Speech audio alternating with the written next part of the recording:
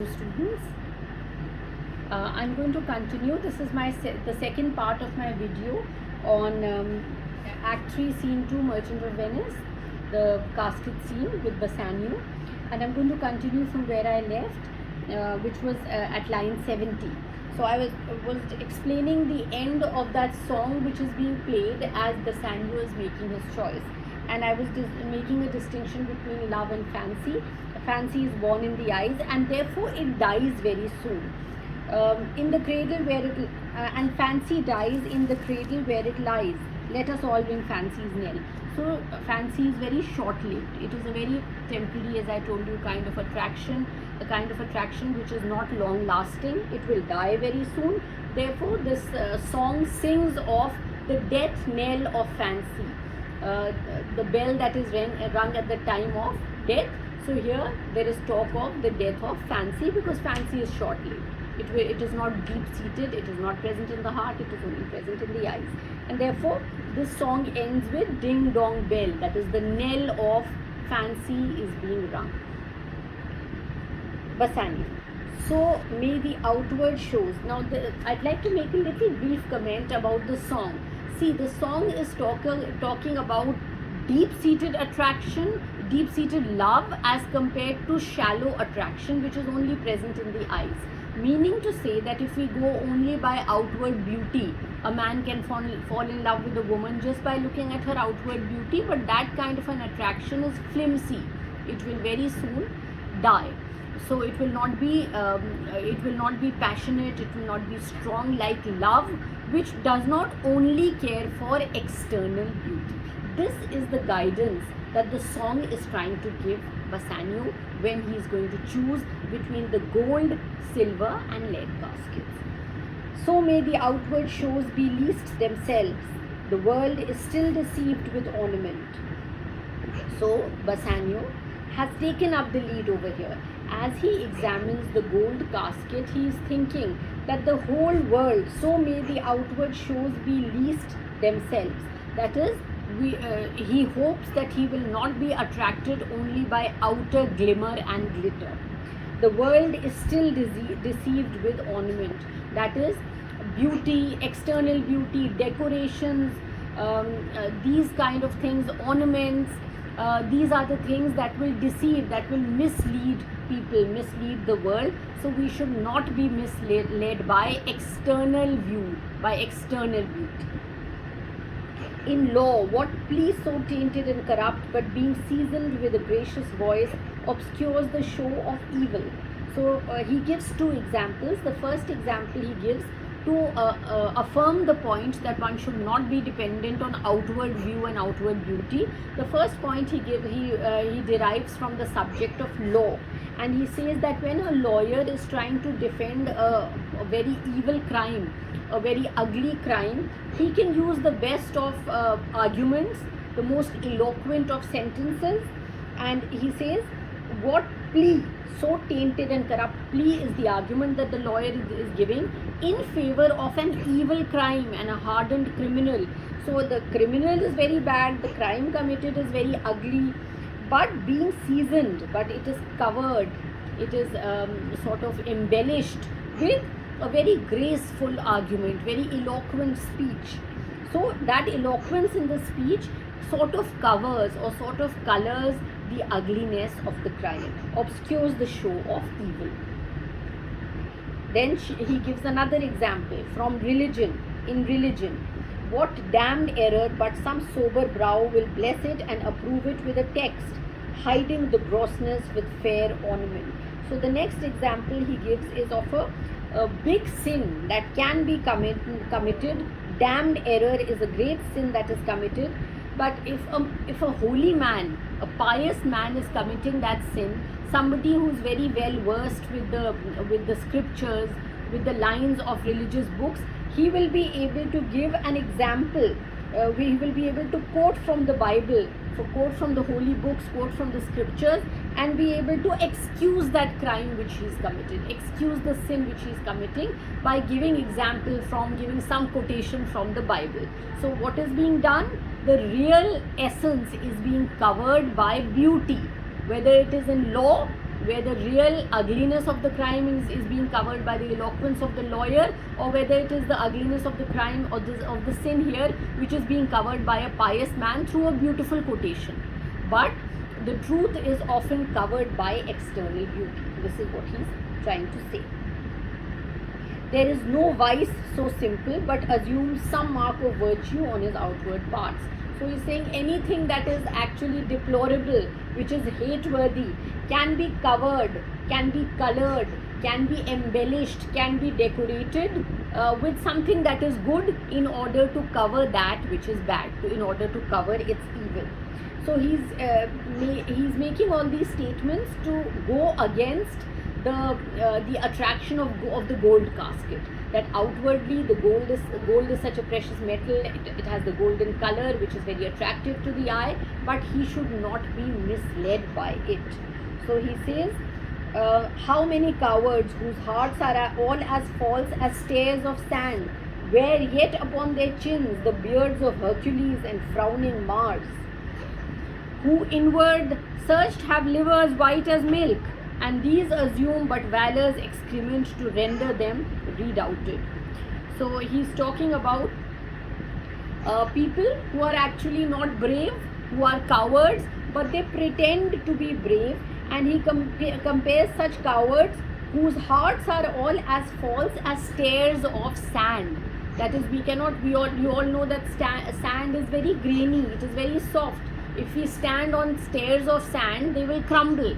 They will not be able to take the test. They will not be able to stand the test, or will not be able to hold that weight. Similarly, he is comparing cowards to such stairs made of sand. These are not strong stairs. They cannot hold the weight of anyone who will stand on these stairs. Similarly, these are cowards who are only pretending to be brave, pretending to be like as strong as Hercules, who was the most powerful man in the world according to Greek legend, or who pretend to be like Mars. Mars was the Roman god of war, so obviously he is very brave, he is very courageous. These men who have very timid hearts, who are very timid, who are cowards, they grow long beards on their chins to show that they are as strong as the bearded Hercules or as the bearded Roman god of war Mars. But inside, if they are examined from the inside, he's talking about some kind of X-ray. At that time there was no X-ray, but suppose there was an X-ray machine and it searched into their insides and found out their real capacity, then when their livers would be searched, and liver was considered to be the organ which was in Elizabethan times, in the 16th century, where the courage was found, where bravery was found. It was the seat of courage. So a very brave liver is ruddy and bloody and red because it is very brave. But these cowards have white livers, white as milk. Why? Because there is no bravery. There are no real guts in them. There is no real courage in them. So if we actually search them, if we actually examine them deeply, they will fail the test of bravery. And these assume but valor's excrement to render them redoubted. That is, only to show, only to have the outward appearance of being brave, they put up these acts, they put up this kind of support by having a long beard, etc. But inside they are very weak, they lack courage. So similarly, he is talking about the look of beauty that is present on the gold casket. It is only a look, it may not have depth. So similarly, white-livered men are cowards, and he is comparing that to gold. Look on beauty, and you shall see it is purchased by the weight, which therein works a miracle in nature, making them lightest that wear most of it. So he's talking about the external appearance of beauty here. He says one should not be deflected in one's true path just by getting attracted to external beauty. So he says external beauty can be bought from the market. It can be weighed and bought. What is he talking about? He's talking about beauty products, cosmetics, which are like the armor of women who want to beautify themselves more, who do not have real beauty. They buy cosmetics through weight. They weigh and buy cosmetics. they are purchased by weight, which therein works a miracle in nature. And then these cosmetics can be applied on the face, can be applied on the skin, and they work miracles. They change the appearance of the person, the real appearance disappears, and one starts looking beautiful, making them lightest that wear most of it. So he is talking about those women who are not very beautiful, who are not endowed with very good looks. They wear a lot of makeup, or they wear a lot of cosmetics. So he says making them lightest that wear most of it. So lightest here refers to the color of the skin, or refers to the beauty also, and says that actually one should not give them true worth. They are not worthy. Light means light in character also, because their looks are deceptive. They are not really beautiful. So weighing themselves down with too much makeup is actually making them light. Making them light means their skin is becoming light, but in weight they are gaining, because they are putting pounds and pounds of makeup, and they become light in skin, and they become light in character also. That is, they cannot be trusted because they are not showing their true selves. So similarly, he only values real beauty, which is not only external beauty, but which comes from within, which comes from the heart. Then from skin, from the color of skin, he goes on. This is line 94. He now starts talking about the beautiful golden tresses of beautiful girls. So he says, so are those crisp, snaky golden locks, which make such wanton gambols with the wind. So he's talking about the beautiful dresses of maidens. And according to there was a very fixed kind of, stringent kind of concept of beauty back in those times. Now those were not times when there was too much awareness. So people used to think that white skin is beautiful, golden hair, light colored hair was considered to be the best kind of hair, the most beautiful kind of hair. That is why Bassanio refers to that, because this is the, you see, these are Elizabethan times, these are olden times. Now we don't ascribe to the same concepts of beauty.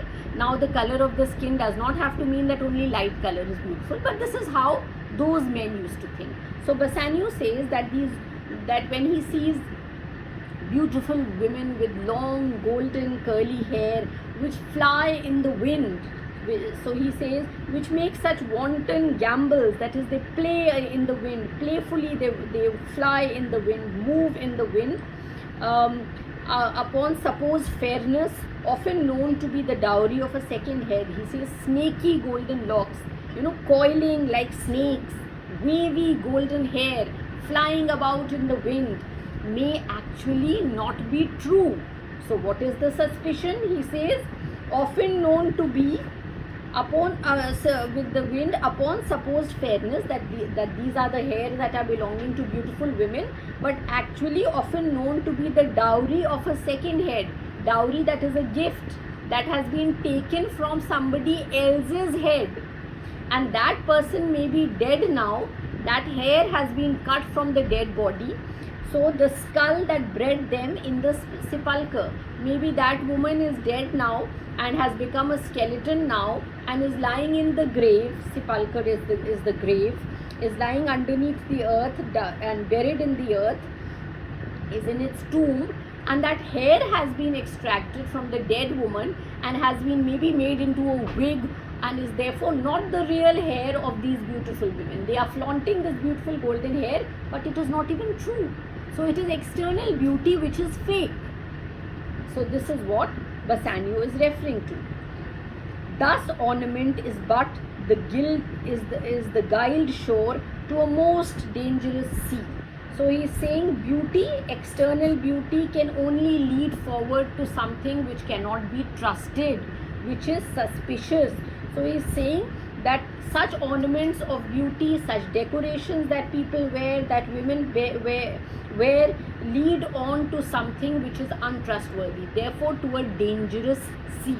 So these are the shores that lead on, that is, this beauty, these cosmetics, these wigs, etc. lead on to the shore leads on to a sea which is actually not a real sea. That means which is not real beauty, which cannot be trusted.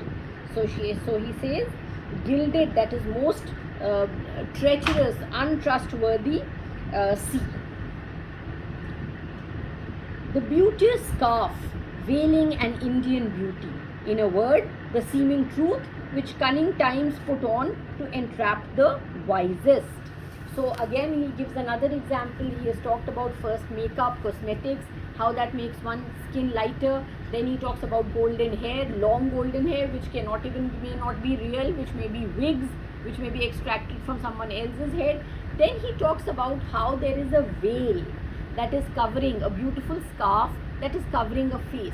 But when the scarf is very beautiful, is very attractive, but when we unveil that beauty, maybe inside what we see is not a real beauty but an Indian beauty.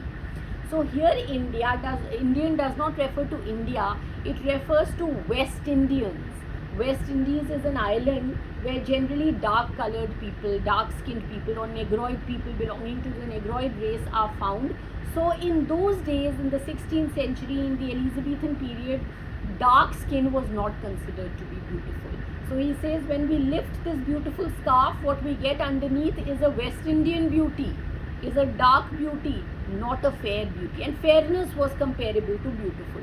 So he says that we can be misled by external contraptions. Here there is a beautiful veil.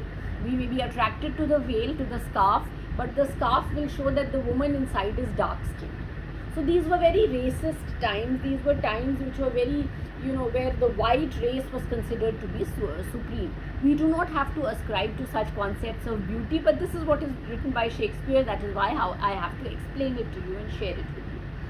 So in a word, so he says, what appears to be the truth may not be the truth, seeming truth, which cunning times, that is, which treacherous people, which dishonest people use such contraptions, use such attractions to fool even those who are the wisest, to entrap the wisest. Therefore, thou gaudy gold. That is the reason he says that he is rejecting the gold casket, which is very gaudy, which is very attractive, but he will not make the choice of the gold casket. Then he talks about the story of the king Midas. This is a story in Greek legend. Midas was a king who loved gold more than anything else. So he had asked God to bless him with the golden touch. So everything that he touched changed to gold, because gold was his favorite metal, was his favorite color. So he says, hard food for Midas, I will none of these. So he says, after Midas got the golden touch, he felt very sorry, because he realized that he cannot even eat. The food that he touched also turned to gold. So he says, hard food and that food then was gold. And Midas could not even eat. He stayed hungry till he implored to ask Dionysius, the Greek god, to take back this blessing, because it was not a blessing, it was a curse, this golden touch. And then this golden touch was retrieved from him, and then he became normal. So he says, therefore he will not be like Midas, he will not fall prey to the love of gold, he will reject gold. I will none of these. And then he talks about the silver casket quickly, and quickly makes a rejection of the silver casket also. Nor none of thee. Thee, the second casket, is the silver colored casket. Thou pale and common grudge between man and man. But thou, so he says, this also is only an attraction. This silver casket is also in the form of silver coins, is exchanged between man and man. Silver is only a metal which is used for coins. It is exchanged from man to man. It is currency. He will not be attracted by the silver metal also. That is why he says, thou pale and common grudge between man and man. Silver coins. Silver is used to make silver coins. So he says, I am not going to get attracted by silver also. It is just a metal that is used to make coins and passes between hands. Then he says, what will he choose? But thou, you, thou meager lead. Now lead out of these three metals is the cheapest, is the lowest in quality, is the lowest in price. But he will go for making the choice for lead. Thou meager lead, which rather threatenest than dost promised aught, thy paleness moves me more than eloquence, and here choose I, joy be the consequence. So he knows You have already read what was the inscription on the lead casket. Please go back and remember what the inscription was on the lead casket. And it says that you will lose all. It is more a threat than an attraction. Lead says, lead threatens. Lead makes one feel scared. When he reads the inscription on the lead casket, he says, this is threatening me. This is making me feel scared, yet I will choose this metal which does not have any outwardly attraction. So he says, whatever is the result of my choice, I am happy with the result. Joy be the consequence. So he chooses that which is the less attractive metal. Thou paleness moves me more than. So he says the dull color of lead attracts him more than the beautiful inscriptions on the other two caskets, which are eloquent, which are attractive, but he is not getting misled by those inscriptions on the gold or silver casket. He will take the blankness, the paleness of lead, because it is not entrapping him with any kind of attractiveness, outward attractiveness, any kind of false or fake beauty. So he makes that choice of lead, and he says he will be happy with his result, happy with his consequence. Joy be the consequence. And when Portia, so this is the end of the decision that Bassanio is trying to make. And but as soon as Portia sees that he has chosen lead, she is so happy because she knows the result, she knows the truth, only she is not allowed to share the truth. So Portia says, how all the other passions fleet to air as doubtful thoughts and rash embraced despair and shuddering fear and green-eyed jealousy. These are the passions, these are the feelings which have left her completely and suddenly as soon as Bassanio has made the choice. What are these passions that have left her? Doubtful thoughts, the doubts that were there in her heart which were making her feel scared, and despair, the thought that he might make the wrong choice, the idea of losing hope of victory, and fear, therefore fear, and jealousy. Jealousy is considered to be green in color. So she says green-eyed jealousy. That is, green was the color associated with jealousy, and here therefore jealousy is treated like a monster with green eyes. But she says that this green-eyed monster has also flown away from me, gone away from me. All the negative thoughts have run away from her because she is filled with happiness and joy now. He has made the correct choice. Oh love, be moderate, allay thy ecstasy, in measure reign thy joy, scant this excess. Now she's at once trying to become normal. She's trying to compose herself.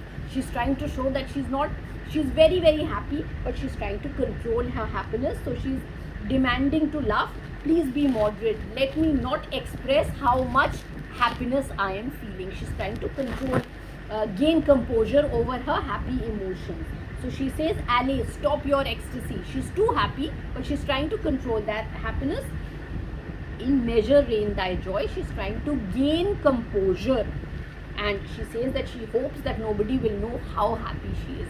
She's trying to control that happiness. Scant this excess. I feel too much thy blessing. That is the blessing of love and happiness. Make it less.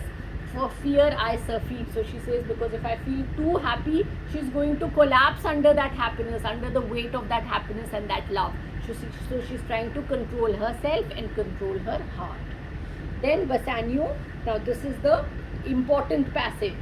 So here Bassanio in the important passage is trying to find out what the outcome is. What find I here?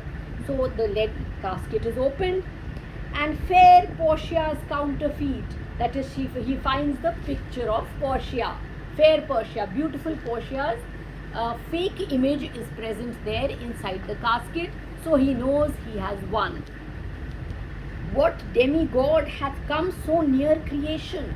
So it is such a beautiful picture of Portia that is painted inside and kept inside this lead casket. The portrait of Portia is so realistic, is so close to her real looks, that he is admiring the talent of the painter and calling him someone who has godly qualities, who has divine qualities, that he has been able to create. Just like the creator, like God creates people, here this painter has created a vision of Portia which is so much like the real Portia. That is why this painter is like someone who is divine, who has godly qualities, or who is a demigod, because he had come so near creation. His painting is so much like the real Portia. And that is why he talks to the painting and he says, are these eyes moving? He feels that the painting is real, and from the painting the eyes are moving. And then he realizes that it is not the eyes that are moving, but the eyes look like, the painting of the eyes look like they are focused on him. He is looking at her eyes and the eyes are looking at him. Or whether riding on the balls of mine seem they in motion. So it seems that the eyes of the painting are focused into his eyes, and that is why he feels that the eyes are moving. It is such a realistic representation of the beautiful Portia. Then he starts looking at the lips in the painting and he says, here are severed lips. Severed means cut or separated. So the lips are a little separated, they are a little open in the picture, in the portrait. Parted with sugar breath, so sweet a bar should sunder such sweet friends. Who are the sweet friends? The two lips. And these lips are parted, and he imagined that the breath that is coming out from these beautiful sugary lips must also be scented breath. So he says that it is the sweet breath coming out of the lips which is parting these beautiful lips, which is separating these beautiful lips. So he is talking about the beauty of Portia, first her eyes, then her lips. Here in her hairs, the painter plays, then he starts talking about the beauty of her hair. These are all different elements of the beauty of a woman. Eyes, then lips, and now he talks about her hair, which again the painter has painted so beautifully that he says the painter plays the spider. Just as a spider spins its web, similarly has the painter painted the hair, the locks of Portia, and hath woven a golden mesh to entrap the hearts of men. So her hair is golden in color, and the painter has represented it, has painted it so beautifully that any man who looks into this mesh is like a trap. Her hair is like a trap. The men will lose their hearts in this cage, in this trap. So any man would lose his heart in this cage, in this mesh. So a golden mesh to entrap the hearts of men, faster than gnats in cobwebs. Gnats are small insects that get entrapped in cobwebs. Similarly, the hearts of men will be even faster entrapped by the beauty of the golden hair of Portia as it is seen in this painting. But her eyes, how could he see to do them? Having made one, methinks he should have power to steal both his. It should have power to steal both his. Now he's again admiring the talent of this painter, and he's in disbelief. He's shocked. He's saying, how could a painter paint such beautiful eyes of Portia and get such realistic beauty painted? And he says, according to him, one eye is painted so beautifully that after painting one eye, when the painter looked at that eye, he should have been blinded by the beauty of just that one eye. So when he turns blind, he would not have been able to paint the second eye, and therefore the second eye would be companionless and the painting would be left with only one eye. The dazzling beauty of that one eye would have bedazzled the painter to make him blind, but that did not happen. So methinks it should have power to steal both his, that is, both his eyes would have been blinded and leave itself unfurnished, and therefore the second eye would not have been painted at all. But he was able to do it. Yet look how far the substance of my praise doth wrong this shadow in underprizing it. So he says he has tried his best to give the right kind of words, to pay homage, to give praise to this beautiful realistic painting, but his words are falling short. His words are not enough, and therefore they are underprizing or undervaluing the true beauty of this painting. He says, my words are falling short to praise this painting. So far this shadow doth limp behind the substance, just like this painting is less beautiful or falls short before the real appearance of Portia. He says that his words are falling short in praising the painting, just as the painting is falling short or is not as beautiful as the real Portia, the real substance who is standing over there. And it is limp, that is, it is not half as beautiful. It is very weak in its beauty compared to the real Portia. Though it is a very beautiful painting, it is not half as beautiful as the real Portia. Here's the scroll, the continent and summary of my fortune. And then he says there is a small scroll paper, a rolled paper, which he has to read to find out the true result, which contains the summary of his fortune, which will tell him whether he has won or lost. So then he reads out the scroll. You that choose not by the view, chance as fair and choose as true. So the scroll is saying that this man that is Bassanio, who has chosen the lead casket not by outward appearance, has not been misled by outward beauty, and has chosen that casket, the lead casket, which is least in value. He is lucky. He has made the right choice. Choose as true, chance as fair. Your luck is with you, your fortune is with you. You have made the right choice. Since this fortune falls to you, be content and seek no new. So now that you are lucky in making this right choice, so you should not look for anything better. This is the best that has been awarded to you.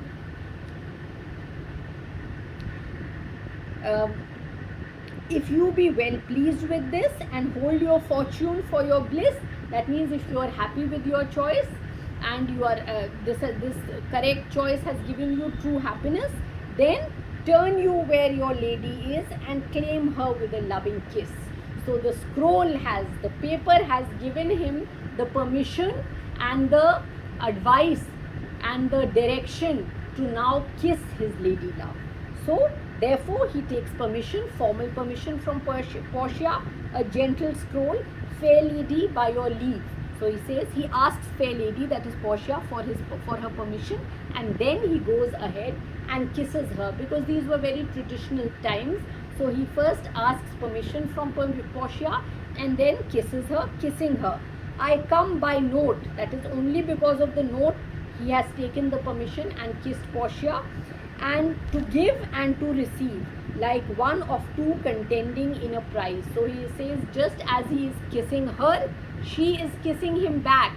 So he is giving a kiss and he is receiving a kiss, like two prizes. So he is like a contestant. He and Portia are both giving each other a prize.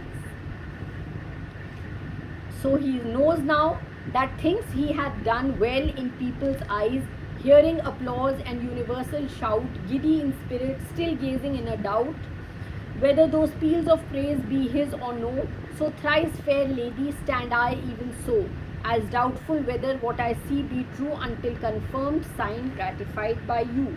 So like one of two contending in a prize, that thinks he hath done well in people's eyes. So he says he has just won a very difficult contest. There is one winner and one loser. That is why there are two people, like one of two, he says, and he has emerged a winner, yet he finds it too hard to believe his luck.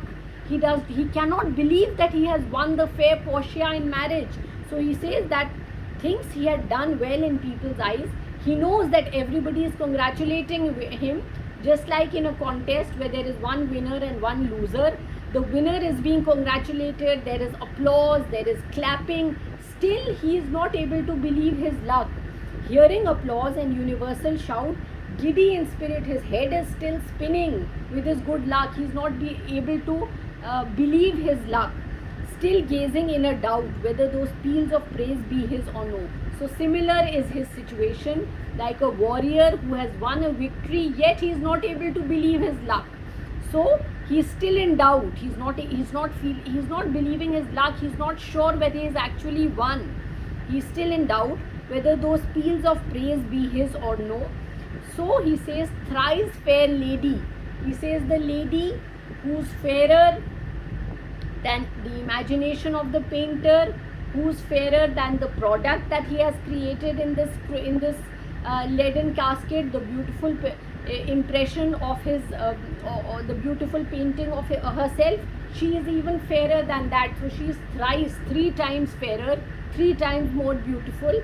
That same Portia he is talking to, and he appeals to Portia, he requests to Portia to please confirm that he has actually won, that he has actually chosen the right casket. He says, what I see be true until confirmed, signed, ratified by you. So he says, until she approves of his choice, she confirms that he is the winner, he will not be able to believe that he has actually won. His head is spinning. He's so happy with his victory, but he wants Portia to give the green signal, to give the final approval and confirmation. This is what has been said till line 150, which I have tried to explain to you, and I hope you will be able to understand this. In future, I will be explaining more important chapters, more important speeches, which you will be requiring to study for your ICSE syllabus. I will hopefully explain all those to you and be able to clear all your doubts in Shakespeare and in other topics also, in poetry also. So up till now, I have explained to you till line 151, where Bassanio is asking Portia to confirm, make a final confirmation and approval that yes, he has chosen the right casket, the leaden casket, and he has won her in marriage. Thank you very much, students.